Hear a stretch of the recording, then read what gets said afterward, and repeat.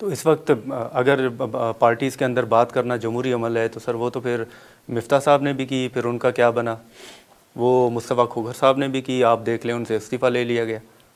مفتاح صاحب نے کی ہے، انہوں نے پارٹی پر کوئی تنقید نہیں کی، انہوں نے جو معاشی پالیسی ہے اس پر انہوں نے تنقید کی ہے اور اپنا اظہار کیا ہے، کیونکہ اس سے پہلے وہ فائنانس منسٹر تھے، تو انہوں نے اپنی پرفارمنس پر بات کی ہے اور جو آج حالات ہیں اس پر بات کی ہے، یہ بھی ان کا حق بنتا ہے۔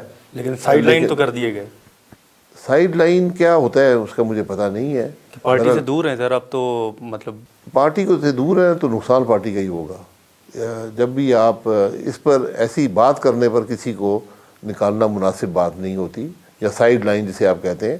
بہرحال وہ پارٹی کے فیصلے ہیں، میں ان فیصلوں کا احترام کرتا ہوں، لیکن ان سے جماعت کا نقصان ہوتا ہے۔ اگر مصطفیٰ کھوکھر صاحب کو پارٹی نے کچھ کہا ہے اور جو بات مصطفیٰ کھوکھر صاحب نے کی تھی اصولی بات کی تھی، تو نقصان اس جماعت کا ہوگا، مصطفیٰ کھوکھر کا نہیں ہوگا۔